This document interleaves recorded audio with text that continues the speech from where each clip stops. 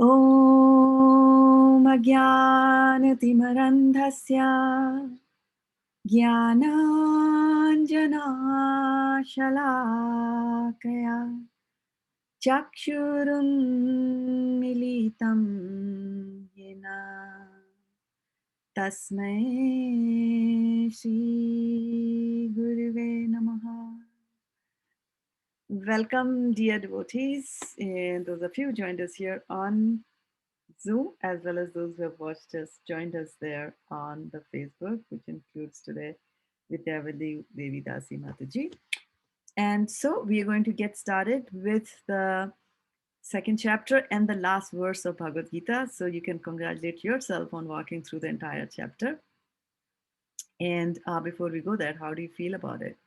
How do you feel about coming to the conclusion of chapter 2 of Bhagavad Gita, which is nothing but contents of the Bhagavad Gita summarized? So it covers everything that is there. So what do you say about that? Take out Karima Mataji's feels very nice. All right, that's a good thing. That's a good feeling to have. And what else? How else do you feel, dear devotees? Let's see. Do you feel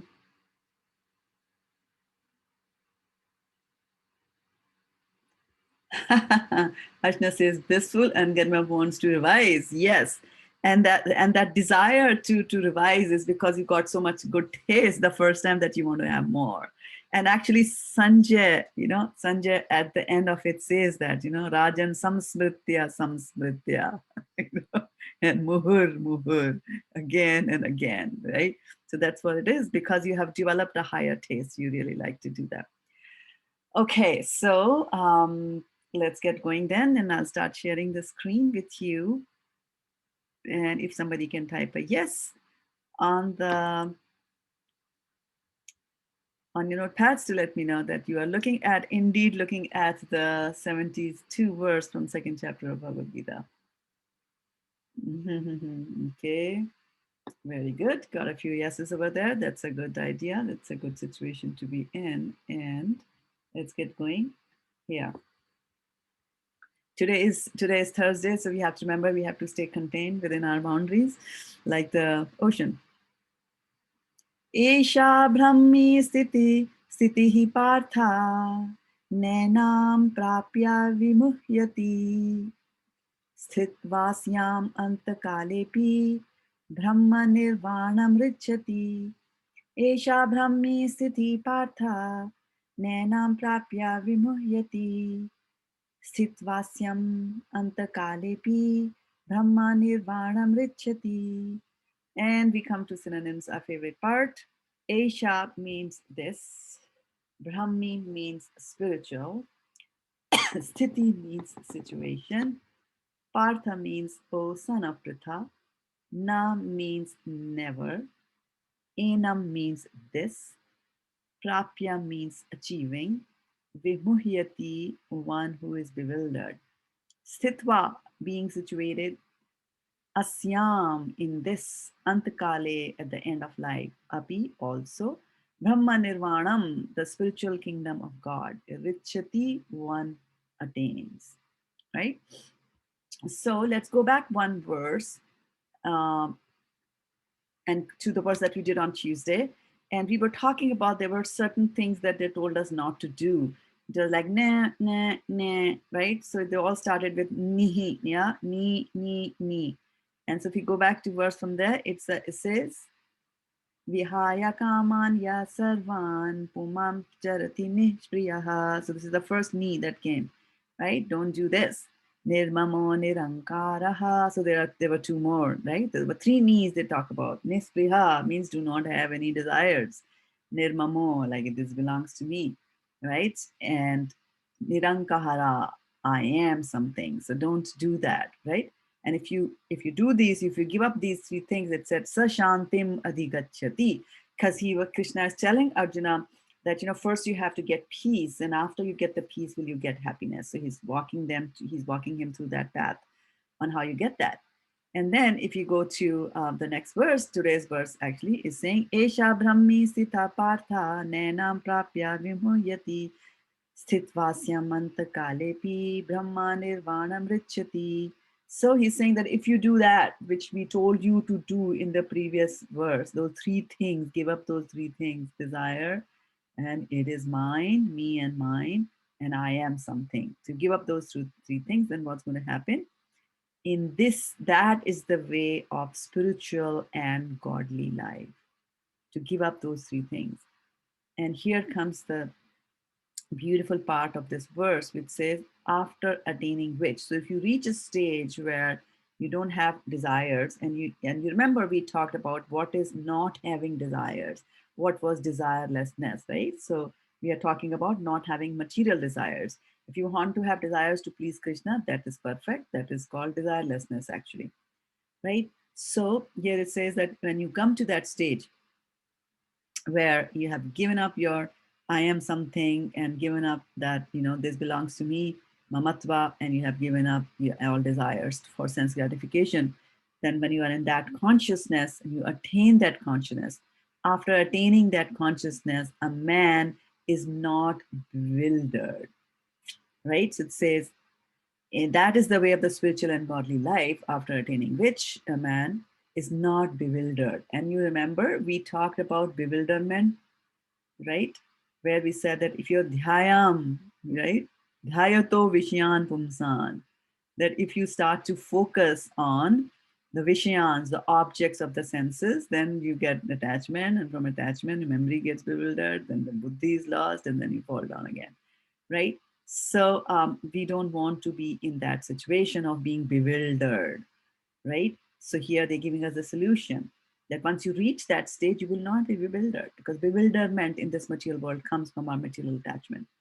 So after attaining which, a man is not bewildered, even at the time, right? And then he says that if you are in that situation, right? If one is thus situated, even at the hour of death, right? So at the time that you're going to die, if you do that, one can enter into the kingdom of God. So this is such a nice promise, right? So you can do that. So now we go back to the word meanings, and I'm going to ask you a question here, that what is the Sanskrit for at the end of life? At the end of life. So take out your pads and tell me, what does it mean at the end of life? Yes, so we got that. You all know. Very good. Sukumar Radhe Archana and Garima Mataji, Vindyavali Mataji, Sini Mataji.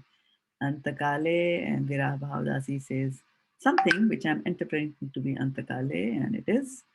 All right, so Antakale is there. And what is the meaning of when, if a person is bewildered, what will you call? What will you say?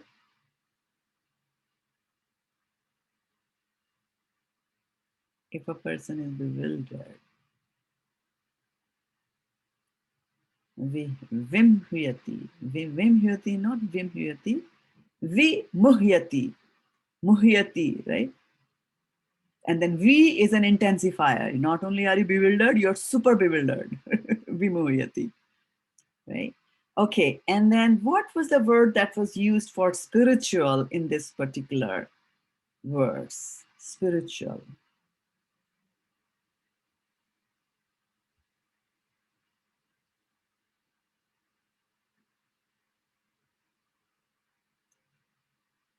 Brahmi, yes, Brahmi was the word. Brahmi, you all say, and that is good. Okay.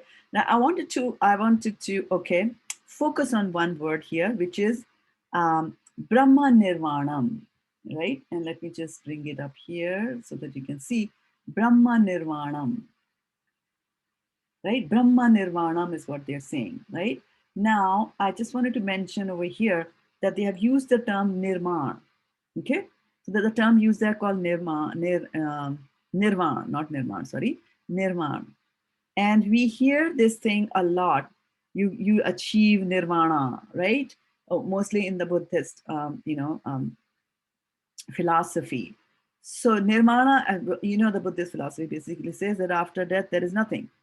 So Nirvana points to nothingness, but this is not what we are talking about here. This is Brahma Nirvanam. Brahma Nirvanam is the exact opposite of nothingness. Instead of nothingness, You go into the spiritual kingdom of God, which is beautiful, right? Chintamani prakarasatmashu kalpavriksha lakshavriteshu surabhirabhipalayantam lakshmi sahasra shatasambrama sevyamanam govindamati purusham tamaham bhajami. So the kingdom of God is very nicely described in the Brahma Samhita, and it says that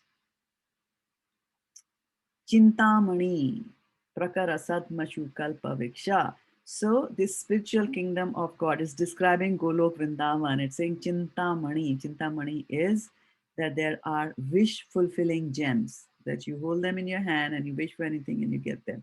Chintamani Prakarasatmashu Kalpa Viksha. So, then he'll Satmashu, he lives in a house. And what is that house? It's surrounded by kalpavriksha. Kalpavriksha again are, desire fulfilling trees. You won't ask them anything, stand underneath them and ask for that, right?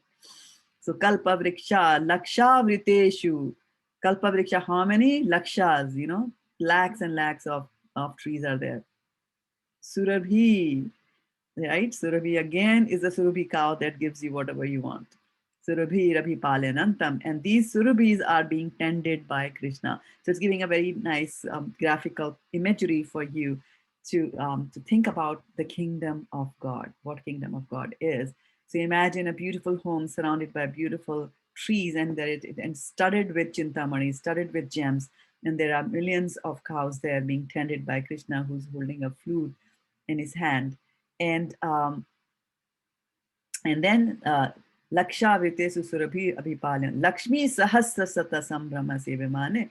And then he's being served with love and reverence, both combined by thousands and thousands of Lakshmis and Gopis. Govindamadi Purusham Tamaham Bhajami. So to that person, I bow down. Right? So such a beautiful description of the kingdom of God. So here also, we are not talking that, if you reach a stage where you don't have any desires, where if you reach a stage where you say nothing belongs to me, and you reach a stage where you say I'm nothing, it doesn't mean that you become nothing at that stage, right? You are still a part and parcel of the Lord, and you reach that stage which is known as Brahma Nirvanam. So it is not nothingness. We just wanted to clarify that because it's coming right in the beginning of Bhagavad Gita, chapter 2, right? So let's go back to the verse and see what Prabhupada has to tell us in the purport. So Srila Prabhupada ki jai. So purport. And let's see here if I can look at it on the screen. This is the way of spiritual and godly life, after attaining which a man is not bewildered. If one is thus situated, even at the hour of death, one can enter into the kingdom of God. But one can attain Krishna consciousness or divine life at once without a second, or one may not attain such a state of life even after millions of births. I'll say that again, got that wrong. One can attain Krishna consciousness or device life at once within a second, or one may not attain such a state of life even after millions of births. It is not only a matter of understanding and accepting the fact. Kadpama Maharaj attained this state of life just a few minutes before his death by surrendering unto Krishna. Nirvana means ending the process of materialistic life. It is not ending your own individuality or your existence. Nirvana doesn't mean that you go and merge into the Brahma Jyoti. According to Buddhist philosophy, there is only void after the completion of this material life. Nothing is there, nothingness. But Bhagavad Gita teaches differently. Actual life begins after the completion of this material life. But for persons who are spiritually advanced, there is another life after this materialistic life.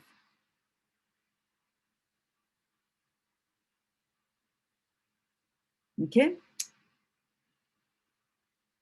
Before ending this life, if one fortunately becomes Krishna conscious, so take out your pens and tell me, do you think you are fortunate or not? Yes or no? Before ending this life, if one fortunately becomes Krishna conscious. Okay, I got 2 yeses. And a third one, fourth, very good. 5, 6, 7, very good, right? So these are the blessings and the fortune that we should count and we should realize this is the real richness that before our ending of our life, we are alive and kicking right now. We have fortunately become Krishna conscious. And so if such a person becomes Krishna conscious, he at once attains the stage of Brahma Bhuta. Brahma Nirvana, sorry. There is no difference between the kingdom of God and the devotional service of the Lord. Now look at that. There's no difference between the kingdom of Lord. So before you start saying that, oh, I don't see, where is the Chintamani, Prakara, Sadmishu, Viksha, where is that gem-studded house? I can't see, I want to go there. It's saying that, if you're doing devotional service, then you have already reached the kingdom of God.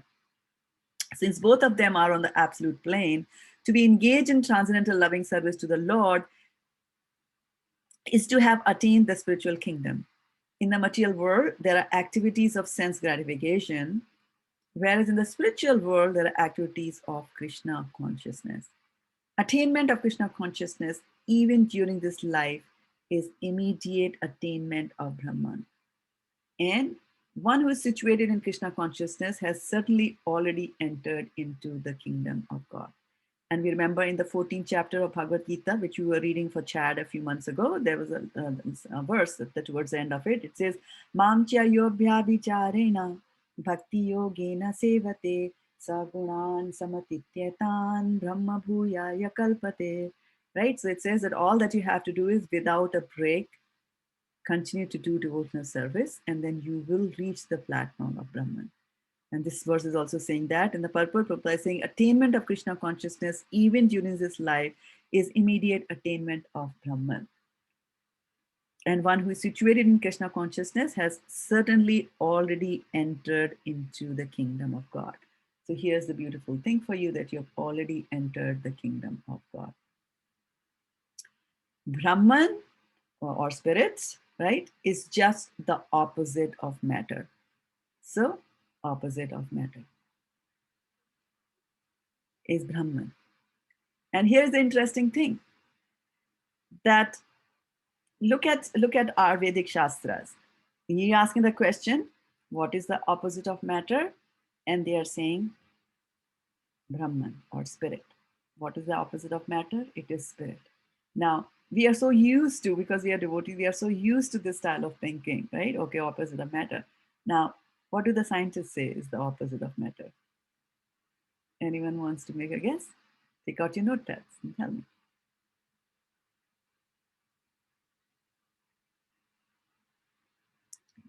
And let's see the answers coming here. Sadhana Mataji says antimatter, and that is correct for 200 points, right? So scientists say is matter and antimatter. This is it. They don't want to accept that there is spirit. They want to just still define antimatter as something which is matter. So the Sankhya yogis, the scientists are Sankhya yogis.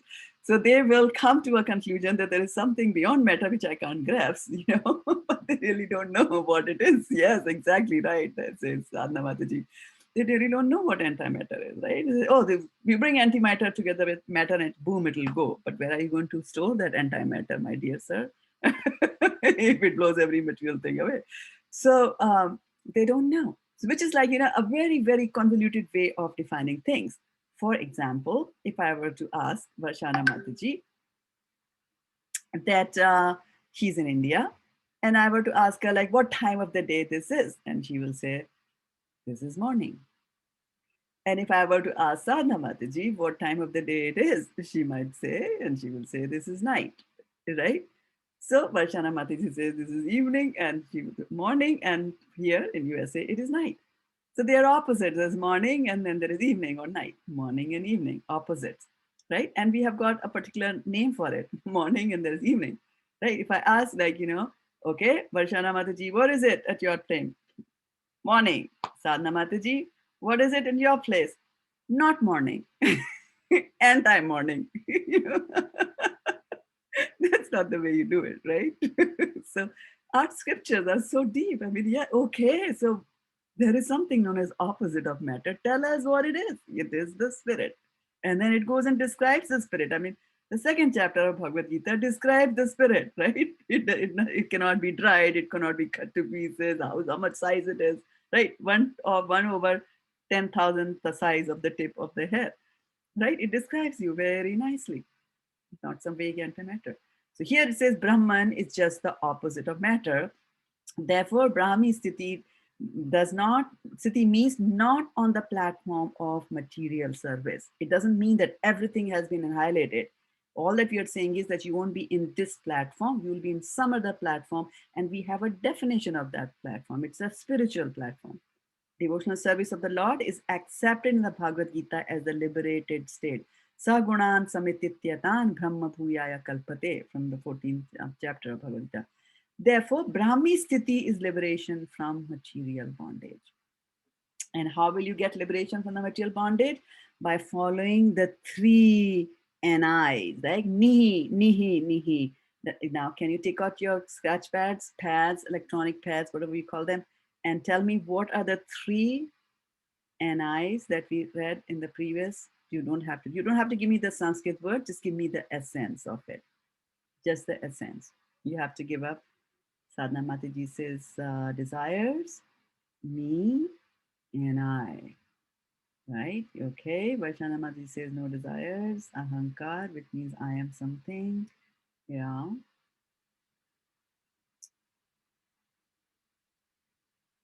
So you have to dim. D-I-M. D for desires, M for I am something, and M for mine. So D-I-N-M, right? Proprietorship stands for mine. D-I-N. That's what you're going to do. Okay, so when you do that, then you reach the stage of what is called as Brahmi Sthiti, because you get situated in the spiritual platform. Srila Bhaktivinoda Thakur has summarized the second chapter of the Bhagavad Gita as being the contents for the whole text. In the Bhagavad Gita, the subject matters are Karma Yoga, Jnana Yoga, and Bhakti Yoga. In the second chapter, Karma Yoga and Jnana Yoga have been clearly discussed, and a glimpse of Bhakti Yoga has also been given as the contents for the complete chapter. Thus end the Bhakti Vedanta purports the second chapter of Srimad Bhagavad Gita in the matter of its content. Right? So, in this context, and I'm going to take you back to the purport, to the beginning of the purport over here. And there's a mention of Katmanga Maharaj, right? Because what this verse is actually talking to us is Krishna is saying, this is the spiritual way of spiritual and godly life. That is, you give up the three things, right? And he says, if one is thus situated, even at the hour of death, if you're somehow or other, you reach that stage, even at the hour of death, right? Then, you can enter into the kingdom of God. Why? Because once you reach that stage, at whatever stage in life you reach that stage, you don't fall down from there. You've reached that stage, and from there, you're only going to go back to Godhead. Like that, right? You jivan mukta uchyate. You might still be in this body. Others might still see you as a body, but you're liberated from this body. Others might not know that or not realize that, right? Those who are still in bondage might not know that you are free from all the shackles of the material world, but you are actually Brahmi Sthiti, even this material world. So you can become a Brahmi Sthiti at the age of 20, 15, 12, or this verse says that if you are Brahmi Sthiti, even at the time of death, if you reach that stage, then you will go forward. Because having gone there, having reached that stage, you don't come back. Yad gatvana nivartante tadhama paramam mama. In the 15th chapter, we read that once you achieve the kingdom of God, then you don't come down. We have reached that stage. Right? So Maharaj Khatwanga says that he did that. They say Maharaj Khatwanga reached that stage. Right? So I've just got a verse for you from Srimad Bhagavatam, because Bhagavatam talks about Maharaj Khatwanga. He references Maharaj Khatwanga in many, many, many, many places. So just to give you a little bit of a background information on who actually Maharaj Khatwanga is, just to have, sort of a origins. Now, how many of you have read or heard about Bhagirath? Say, type a yes. Anybody heard about Bhagirath? And let's see. Okay, Sadhna Mataji doesn't know the story of Kankatwanga, so at least I've got one interested audience who will listen to the story when I tell that. And yes, maybe, yes, okay, yes. And just all of you have heard the yes, right? Okay, so you've heard of Bhagirath. Now, can you tell me? So when I say Bhagirath, what is the other word that you remember when I say the word Bhagirath? Virabhav Dasi says Ganga, Achna says Ganges, and Garima says Shiva. Okay, and why do you remember Shiva when I say Bhagirath? Varshana Malik says, Varshana Mataji says she remembers the river. Garima says she remembers Krishna. Yeah, sab Krishna lage, right? For me, everything is Krishna, right? So Bhagirath, when we use the word Bhagirath, we immediately think about Ganges because he is the one who brought the Ganges down again. So that his forefathers could, the ashes of his forefathers could be immersed in the Ganges and they could go to their heavenly planets. So you can read about the Ganges, you can read about the whole story of Bhagirath, right? It's there in various Puranas. But the thing for us to remember is that he went through all that effort. He went through all that effort to be able to immerse the ashes of his forefathers so that they could go to the heavenly planets. What a lot of efforts for something that is perishable, right? When you go to the heavenly planets, what are you going to get? Birth, death, old age, and disease again, before now, right? So, so anyway, I just wanted to mention that in his lineage, right? Like sons and great sons and great great great great great grandson is Khatwanga Maharaj. Okay, so just so that you know from where is this Khatwanga Maharaj coming, he belongs to that lineage of Bhagirath. Okay, so let's just read through this one verse, which will give you the story of Khatwanga Maharaj. And I think I brought it up. Yeah, it's in the second canto.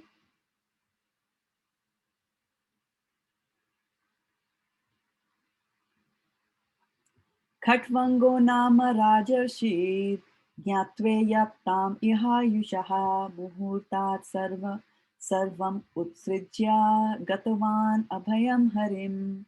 The saintly king Khatvanga, after being informed that the duration of his life would be only a moment more, at once freed himself from all material activities and took shelter of the supreme safety, the personality of Godhead. Purport by Srila Prabhupada. A fully responsible man, should always be conscious of the prime duty of the present human form of life. The activities to meet the immediate necessities of material life are not everything.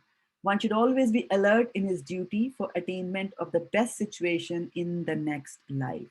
Human life is meant for preparing ourselves for that prime duty. Maharaj Khatwanga is mentioned herein as a saintly king because even within the responsibility of the state management, he was not at all forgetful of the prime duty of life. Such was the case with other Rajashri's saintly kings like Maharaj Yudhishthira and Maharaj Parikshit. They were all exemplary personalities on account of their being alert in discharging their prime duty. Maharaj Khatmanga was invited by the demigods in the higher planets to fight demons, and as a king, he fought the battles to the full satisfaction of the demigods. The demigods, being fully satisfied with him, wanted to give him some benediction for material enjoyment. But Maharaj Khatwanga, being very much alert to his prime duty, inquired from the demigods about his remaining duration of life. This means that he was not as anxious to accumulate some material benediction from the demigods as he was to prepare himself for the next life. He was informed by the demigods, however, that his life would last only a moment longer. The king at once left the heavenly kingdom, which is always full of material enjoyment of the highest standard. And coming down to earth, he took ultimate shelter of the all safe personality of Godhead. He was successful in his great attempt and achieved liberation. This attempt, even for a moment by the saintly king, was successful because he was always alert to his prime duty. Maharaj Parikshit was thus encouraged by the great Sukdev Goswami, even though he had only 7 days left in his life, to execute the prime duty of hearing the glories of the Lord in the form of Srimad Bhagavatam. By the will of the Lord, Maharaj Parikshit instantly met the great Sukdev Goswami, and the great treasure of spiritual success left by him is nicely mentioned in the Srimad Bhagavatam. Okay, so this is in short the story of Maharaj Khatwanga. And so some of the things to keep in mind here, which might appear to be very odd, is that he's talking to the demigods. He's asking how much life have I left, and they say you have a moment left, right? Which is a fraction of a second. So you have a moment left, and then this king comes back here, back to the earthly planets, and then he does a little bit of Krishna consciousness, and then he reaches that stage of Brahmi, Nirvana. And so how does that happen? Right? It doesn't tally. Right? So we have to remember, anyway, so he took an aeroplane to come back. And those days, interplanetary travel was allowed. And their planes were also very super fast, like not the supersonic. They were much faster. So he was able to come down. But even after that, right, it would take a little more than a moment to come back. But we have to remember that this conversation is actually happening in the heavenly planets. And in the heavenly planets, the calculation of time are different from the time that is over here, right? And and so that's why one moment of heavenly planet equates to a longer time. And I don't remember the precise time, but the Devtas live for many millions of years. But according to the Devta years, that is only 100 years. So everybody in their planet lives for 100 years. Like the other day we saw, Brahma lives for 100 years. But when we calculated Brahma's lifetime, we saw that according to our yearly calculations, it was trillions of dollars, right? Right? 311 trillion, 40 billion of our years was Brahma's life. So when Brahma says 1 second, for us, it is a long time. So it's not that he did it like that instantly. He was told that you have got some time. He came back and he did it. And but he was a saintly king. He was Raj Rishi, but he was not completely at that stage that haven't given up, but he had the right settings, so in so much as that when he's a god, he's a king, and when the demigods offered him a lot of opulences, and a king has deals with opulences, he could have taken it, but he didn't take that. Instead, he asked a very nice question, right? How much of life that I have remaining? And that's a question that we should also be asking, and there's nobody to tell us that. Nobody's going to tell us that I have 1 second left, or I have 20 years left, or I have 200 years left. Nobody knows that. So if you don't know that, then you can't wait. So we have to start devotional service right now. And to do that, you have to reach that stage. And the second chapter of Bhagavad Gita has been telling us all about that, how to achieve that, right? So I'm going to allow you all to unmute yourself. And if you have any questions or recollections or reflections, please use this time to share that with us. Remember, I have a real hard stop at 8 o'clock today because the other meeting participants will start coming down. Okay, so Varshana Mataji has raised her hand. Hare Krishna Mataji. Mataji, yesterday our neighbor's sister's husband passed away. And Mataji, he's a Muslim, and he was reading they read Kalma something, Kalma. And he was Kalma. He was reading Kalma. He was a patient of kidney dialysis. After the dialysis, he came. He was sitting on the chair. He was reading Kalma, and after reading the first Kalma, he left his body. Look at that! What a glorious death! Yeah, glorious way to go. I was really, Mataji, I was so surprised and shocked, and see that that was what a wonderful way to go. Yeah, Krishna sees that. Remembering God. Yeah. I was really wanted to share with you. Thank you. Sadhana Mataji. It is good to remember God all the moments, so that we don't know what time the gopi. Yes. Yes. Mataji, you mentioned in the beginning the Maryada. How was that connected? I mean, what did you mean to say that? What context did you say it? What context did I say? Because I broadcast on Facebook, and my Guru Maharaj was Mhm. also broadcasting. I was attending his class, and then to Ah, ah, stop listening to his class and come and broadcast my own katha is called Maryada Vyatikarma, because when my elders are speaking, then I should not speak. But I had a commitment also that I teach this class, so I came here at 7 o'clock, but I was not broadcasting on Facebook in the beginning, and then he ended at 7 o'clock precisely, and this is how the wonderful. super soul also works. Yeah, super soul will work in this. He's in his heart and my heart also, right? So he's seeing that somebody Yes. here is trying to do that. He'll also tell, like that, and it happens. So I was saying that one has to take care of that, and I was saying that this is when the disciple crosses the boundary and speaks more than the spiritual master, right? Says like, Right. what's there for me to Okay. listen to the spiritual master? I'm here to speak. I've learned enough from you. So that's you have to keep Mm, track that there's vyatikrama. Kram means that there's an order, right? There is an order in which you yeah. offer your things. So do not break that order, Respects. right? So because like Uddhav and Maitreya Rishi, both of them had heard from Krishna, in instructions from Krishna, Mm. and Vidura goes and asks Uddhava that, can you tell me what Krishna told you? And Maitreya Muni is there close by. And Uddhava refuses to tell anything to Vidura, and he says, you go and ask Maitreya. And then because Maitreya is Ah, senior to him, yeah, is senior to him in age, right? Although we know as a thank devotee, you so much. yeah, as a devotee, Uddhava is very Mhm. much exalted. And I was just saying that sometimes, we have to know our limits and not cross the boundary. And I was just saying that, how we read about Aturiyamanam, Achila Pratishtam, it says that the ocean, lots of things happen to the ocean, like rivers come into the ocean, they fall, rain falls from the top, rivers come from the side. All of this is happening, but the ocean stays contained, right? It doesn't cross its boundaries and says, okay, I'm going to flood the whole world. Stays there wherever it's supposed to stay, right? So I was saying we also have to learn how to stay, in our place. So Sthita Prajna. Mataji, what is that Muni's name? Thank you so much. What is that Maitre? Muni's name? Maitre? Huh? Maitre. Maitre. Yeah, Maitre. Maitre. No? Meitrey. You'll find about him in the third canto of Bhagavad.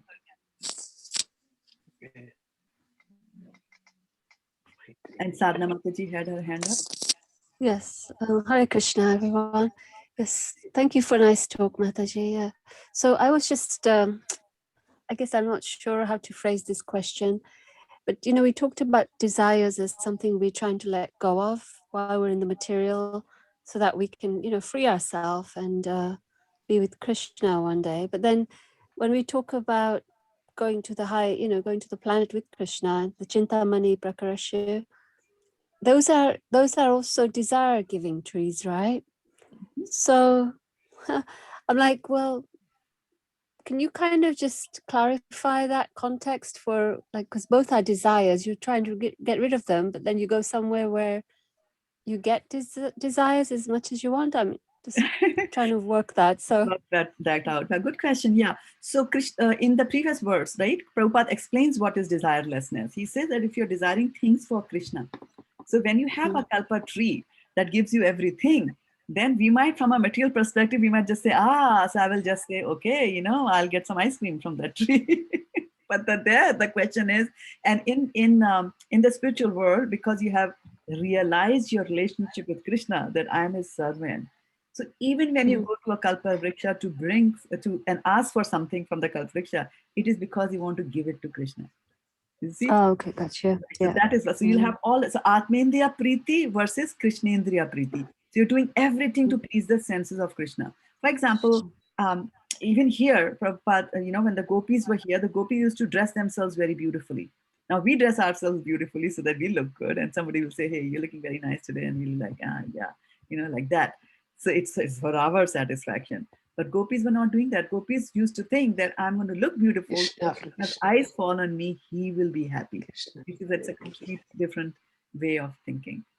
And so that happens. And that is why you have to give up those three things.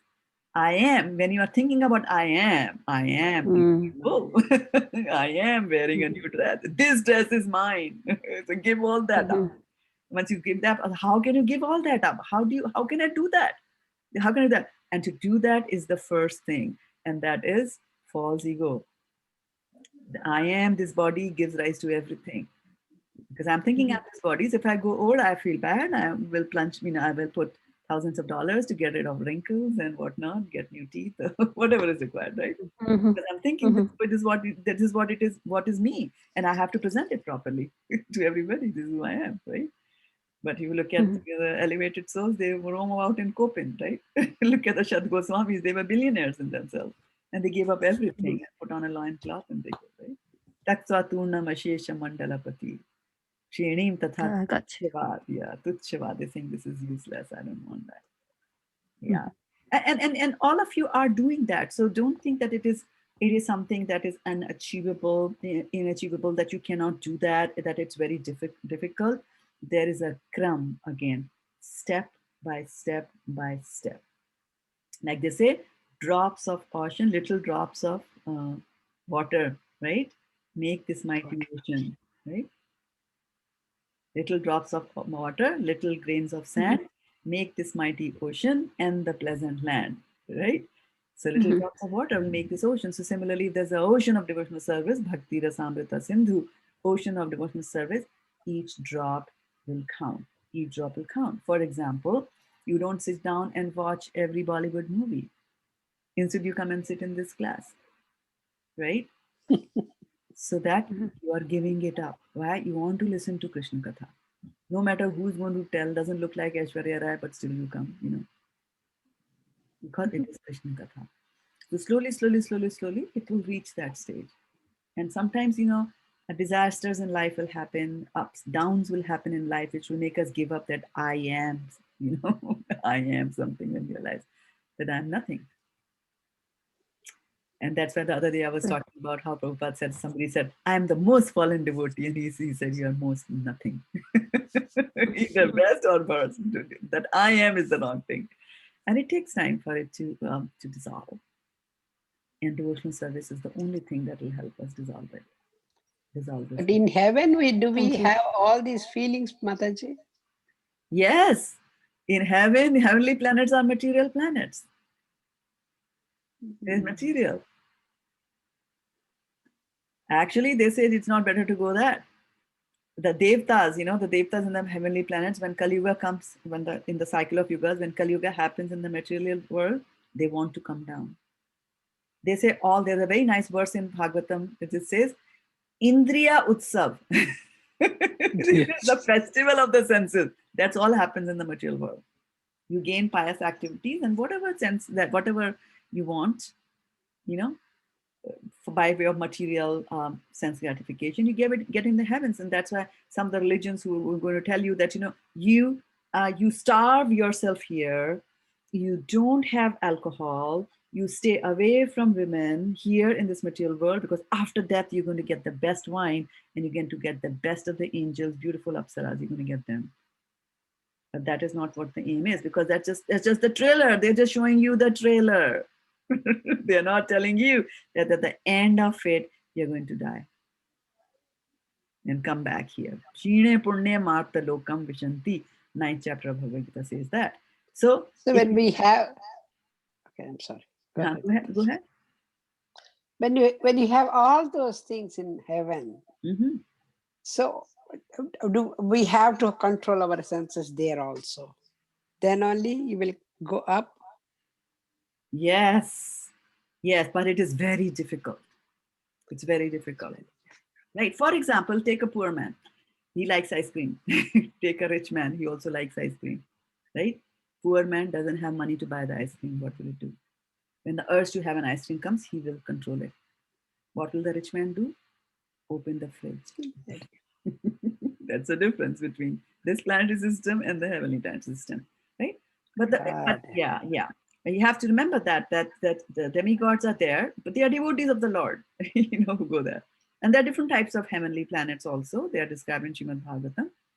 And there are the higher heavenly planets and the lower heavenly planets. And the lower heavenly planets are the people where they will just go, where you did all kinds of karamkandi activities, Enjoy. all kinds of yagyas, gave sacrifices with no godliness there, right? But if you do anything good, good is going to come back. That's the law of karma, right? Whatever goes around comes around.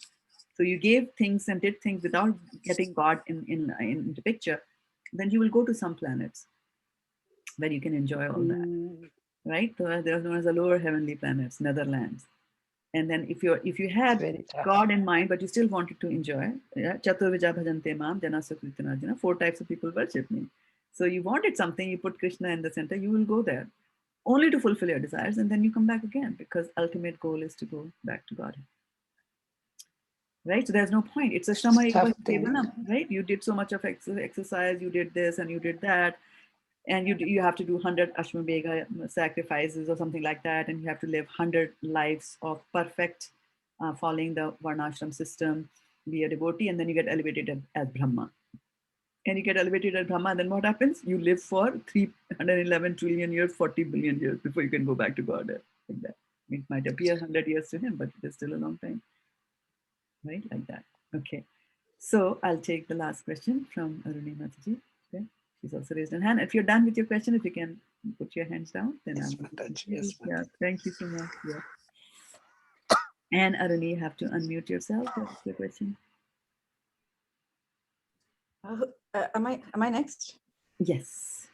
Yeah, just a very quick question. When you said demigod, I just wanted to ask you that Durga is a form of Radharani, right? She's an expansion of Radharani. So is she still considered a demigod? She's a goddess. Yes. Sorry? Yeah. So she is a demigoddess. But she's an expansion of Radharani, and Radharani is not a demigoddess, right? Yes. We are also expansion of Krishna, but we are not Krishna. See? Okay.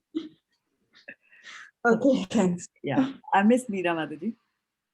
And here's the thing, Aruni Mataji, that sometimes it might happen that we might feel very attached to Durga because of our cultural momentum, because of our cultural background. Maybe I was born in state, maybe I was from Calcutta. People worship Durga. I like Durga, right?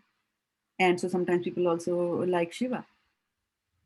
Okay, so then what happens? Now these are devotees. Both of them are devotees of the Lord, right? Maya is a devotee of the Lord. So is Shiva. Is supposed to be the best of Vaishnava. So when you do devotional service of the Lord, of Shiva, and when Shiva is pleased with you, he will show you the way to reach Krishna. So Durga will also show you the way to do that, to somebody who is very attached to Durga. Because if somebody is very attached to Durga, does a lot of worship to Durga, because Durga is a devotee of the Krishna, she won't do such a thing as pose that she is Radha, right? She will say, there is Radha beyond, go there, like that. That's how it works. So even if people start from there, because of the attraction they have or attachment that they have, Krishna says, I let them do it. Whichever they want to do it, I let them do it. Bhajatam avidhi purvakam. He's saying, well, they're not doing according to the right vidhi, but I let them do it. Because that all roads will, not all roads, but some of these roads will lead to Krishna. It's just a matter of how you are reaching him. Is it a straight road or, you're taking the back roads? What if you have the attraction in parallel? Krishna, Durga. I mean, if you have attraction together. Yes, and so just see the connection over there, right? I mean, you're reading the Shastras and you say, okay, like she's a devotee, I like her, and there's nothing wrong. I like Shiva. Why not? I have so much of admiration for Shiva. Because he's a devotee. Why would you not admire a devotee? Why would you not admire Durga? You should. We should. I mean, Durga is like the thankless person. Her job is to punish. I mean, I remember when my daughter was, small and I was working, and one day I came home and she hadn't done her homework, so I scolded her. And then I felt so bad that, for the little time that I spent with my child, I'm spending it scolding her because she didn't do her homework. My relationship should be a sweet one. So I hired a tutor who would teach her during the day. And then when I came home, the homework was done and I could just play with her like that. So, the tutor, the lady was very strict with her. She made her do the homework, but then all the strictness went there. And then, so same way. Did I hate the tutors because she was, tightening my daughter? No. It was her duty. She was doing that. The hats off to her, even today. So similarly, because my husband never used to let me scold. So I used to make finish their homework before he comes home. from work so that, we all can relax and play. There you go. That's how I used to do. Yeah. There's Meera Mataji who has raised her hand. So I'd like to take a quick question from her. There are 5 more minutes to 8 o'clock. Yeah, Hare Krishna Mataji, Hare Krishna everybody. I was wondering, the word I am, like you had mentioned so many times, and on our everyday language, it's impossible to talk without my or I am. And if we don't use those words, we may not even sound right. So how is it to, and then at the moment we could even forget that we are saying I am, or maybe mean it that we are saying I am this, or I am, or my this. How do we avoid using these words yet not meaning it? You have to use it. You have to use it because you are living in a material world. You don't have all devotees surrounding you. Right? Oh, yeah. Right? So you will use the word. What is the intention inside? What are the thoughts that come to you when something gets given to you, like a big fat bonus? What do you think? This is my money? Or do you think this is Krishna's money? Right? It's mine. This is my child? Or is this really Krishna's child? Krishna has entrusted a soul to me to take care of. Right? So what is the thought process going inside you? So although we are Krishna conscious, we don't necessarily interact with the world in that particular way, right? Right. For example, if there has to be bonuses to be given and you will get a little bonus, you just don't keep quiet. If there is injustice being meted out to you, you will speak up. You won't say that, everything was just willed by Krishna and that's fine, right?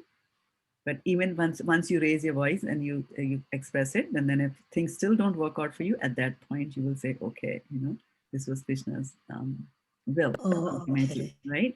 So when we say you do your work and don't be focused on the results, right? So that's what we say, because, and especially for cases where we are doing something for ourselves, the moment you bring in Krishna into it, then life becomes much more easy when you surrender into Krishna. And then internally, intention. Yeah, that's why he's called as Bhav Grahi Janardana. He knows the power. He knows what's going on. He's staying in the heart. Okay. Yes. Staying in the heart, right? He lives there, and that's the amazing thing. I was just thinking about it. Somebody, I'd written an email to somebody, and I had put a link from where he could get some documents. And then he wrote back an email to me and said, I didn't get those documents. So I said, oh, you know what? That there's a document in that mail. There's a link in that mail, and click on that, you'll get the document. And it also said the documents are here, right? And then he came back and said that, oh, wow, I'm sorry, I missed it, like that. And I was just thinking that, well, it was a big email and the link got lost in that email. And I was just thinking that, look at us, that we don't find Krishna. But if you look and read our scriptures, where Krishna is saying that I have entered even the atoms, Parmanustha. I'm even the atoms. I'm inside your heart. I speak to you sometimes, right? And you have understood all that philosophically. And we don't see him in anything. This is like height of blindness that we have. Where is he? But show me the place where Krishna is not there. If he has entered every atom. Even this material world, to say this is material world is material is not 100% accurate. Krishna is there. He's there in every atom. So we are there. He is there with us. It's just that we have to open our eyes. And so sometimes we don't see things. Yeah. That's why we need a spiritual master like Prabhupada. It opened so many people's eyes with his books. Right? And the philosophy he gave there. Yeah. Fantastic. So with that said, I'll take your leave. Vanchakal patrubhyascha kripa sindhubhyevacha patitanam pavnebhyo vaishnavebhyo namo namaha. And you can all congratulate yourself for completing 2 chapters from Bhagavad Gita, the first 2 chapters of Bhagavad Gita. And thank you so much for those of you who are joining us on Facebook. I have stopped the streaming.